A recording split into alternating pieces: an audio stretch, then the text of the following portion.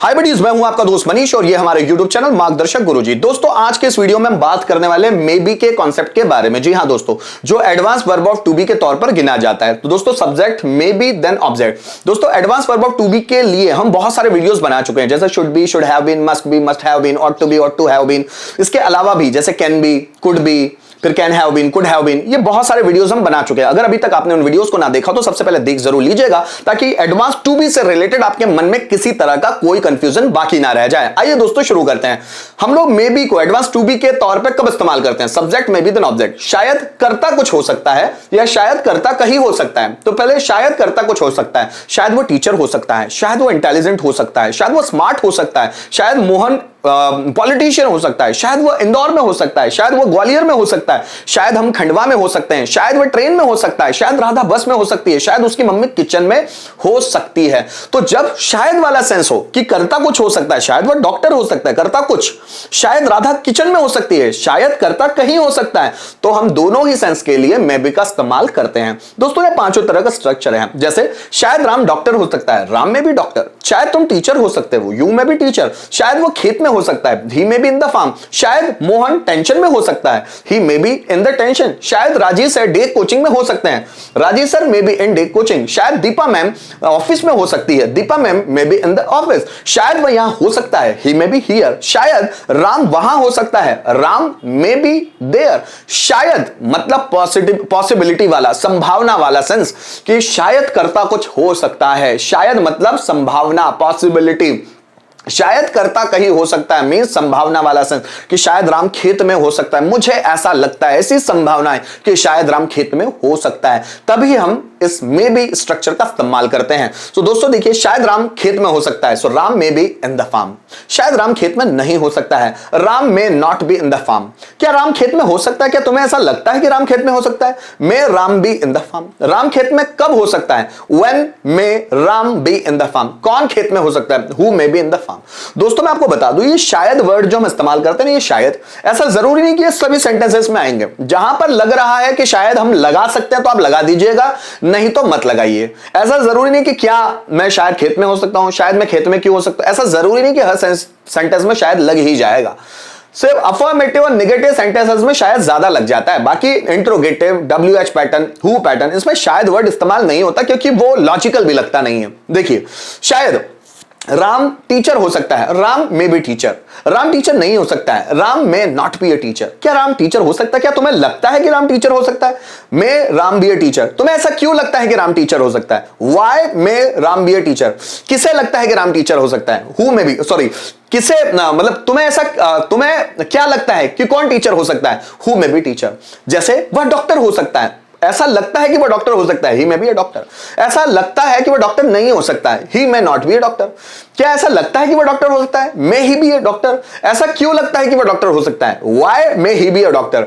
क्या लगता है कि कौन डॉक्टर हो सकता है? Who may be a doctor. मतलब पॉसिबिलिटी वाला सेंस। जब पॉसिबिलिटी, संभावना दिखाई जाए सेंटेंस में, तो हम इस स्ट्रक्चर का इस्तेमाल कर सकते हैं। जैसे शायद राम इंदौर में हो सकता है, राम मे बी इन इंदौर। शायद राम इंदौर में नहीं हो सकता है, राम मे नॉट बी इन इंदौर। क्या राम इंदौर में हो सकता है? क्या तुम्हें ऐसा लगता है कि राम इंदौर में हो सकता है? मे राम बी इन इंदौर। राम इंदौर में कब हो सकता है? तुम्हें ऐसा कब लगता है? तुम्हें ऐसा कब लगता है कि राम इंदौर में हो सकता है? व्हेन मे राम बी इन इंदौर। कौन इंदौर में हो सकता है? सो हु मे बी इन इंदौर। ऐसे कोई भी सेंटेंस आप बना सकते हैं। शायद यह टॉपिक इजी हो सकता है, this topic may be easy. शायद वो सिचुएशन टफ हो सकती है, that situation may be tough. शायद तुम्हारा भाई स्कूल में हो सकता है, your brother may be in school. शायद तुम्हारे पापा जॉब पर हो सकते हैं, your father may be on job. शायद मेरी वाइफ किचन में हो सकती है, so my wife may be in the kitchen. शायद शिवाय रूम में हो सकता है, शिवाय मे बी इन द रूम। आप ऐसे सेंटेंस बना सकते हैं। दोस्तों यही मे बी को आप देयर वाले सेंस में भी इस्तेमाल कर सकते हैं, लेकिन थोड़े से बाद में हम इसको इस्तेमाल करना सीखते हैं। पहले कुछ ट्रांसलेशन कर लेते हैं। शायद मोहन स्कूल में हो सकता है, तो शायद मोहन स्कूल में हो सकता है, तो शायद के लिए हम लोग कुछ एक्स्ट्रा वर्ड नहीं लगाते थे, मे बी के द्वारा ही वो शायद को हम एक्सप्रेस कर देते हैं। मोहन, शायद के लिए may be, so Mohan may be in the school. शायद मोहन स्कूल में हो सकता है, so Mohan may be in the school. शायद वे मुझसे नाराज हो सकते हैं, सो दे मे बी नाराज, unhappy with me. They may be unhappy with me. शायद वह मेरा भाई हो सकता है, he may be my brother. शायद वो मेरा भाई हो सकता है, मतलब किस सेंस में कि हम किसी को रास्ते पर जाते हुए देख रहे हैं और उसको देखकर बोल रहे शायद वो मेरा भाई हो सकता है, उसको आवाज दो, शायद वो मेरा भाई हो सकता है, so he may be my brother. शायद मोबाइल महंगा हो सकता है, so mobile may be costly, costly मतलब महंगा, सो मोबाइल महंगा हो सकता है। शायद वो जूते सस्ते हो सकते हैं, वो जूते मतलब दोज शूज, मे बी सस्ते मतलब cheap, those shoes may be cheap. शायद यह अंकित का मोबाइल हो सकता है, so this may be Ankit's mobile, Ankit's mobile. आगे देखिए, शायद हम उसके लिए अजनबी हो सकते हैं, सो वी मे बी अजनबी, स्ट्रेंजर फॉर हिम, या कोई लड़की है तो हर, है ना, so we may be stranger for him. शायद वे व्यस्त हो सकते हैं, शायद वे, सो दे मे बी बिजी, है ना। शायद प्रश्न पत्र कठिन हो सकता है, सो प्रश्न पत्र मतलब question paper, question paper may be कठिन, tough, so question paper may be tough. शायद भारत फिर से सोने की चिड़िया हो सकता है, फिर से, है ना, so India may be golden sparrow, सोने की चिड़िया मतलब गोल्डन स्पैरो, वंस अगेन, फिर से मतलब एक बार फिर, वंस अगेन या अगेन भी लिख सकते हैं। इंडिया में भी golden sparrow once again, Bharat एक बार फिर सोने की चिड़िया हो सकता है। दोस्तों एक बार फिर वापस आ जाओ कि हम ये मे बी को देयर वाले सेंस में भी इस्तेमाल कर सकते हैं। जैसे क्लास में शायद 50 स्टूडेंट्स हो सकते हैं, there may be 50 students in the class. जैसे बॉटल में शायद पानी हो सकता है, there may be water in the bottle. जैसे भारत में एम्प्लॉयमेंट हो सकता है, शायद भारत में एम्प्लॉयमेंट हो सकता है, so there may be employment in India. मेरे बैग में शायद मेरे बैग में मेमोरी कार्ड हो सकता है, there may be memory card in my bag. मेरे दिमाग में बहुत सारे टॉपिक शायद हो सकते हैं, so there may be many topics in my mind. शायद उसके घर में 10 से ज्यादा मेंबर हो सकते हैं, so there may be more than 10 members in his family. So हम लोग मे बी में देयर का सेंस भी इस्तेमाल कर सकते हैं। आइए उसके भी कुछ सेंटेंस देख लेते हैं हम लोग। शायद कक्षा में 50 से ज्यादा विद्यार्थी हो सकते हैं, so there may be above 50 students in the class. So there may be above 50 students in the class. शायद कंप्यूटर में वायरस हो सकता है, so there may be virus in the computer. आगे देखिए, शायद उसके दिमाग में कोई योजना हो सकती है, so there may be any plan, कोई योजना, any plan in his mind, so there may be any plan in his mind. शायद भारत में अलग अलग जगहों पर बम धमाके हो सकते हैं, so there may be bomb explosions, बम धमाके, bomb explosions in India at the different places,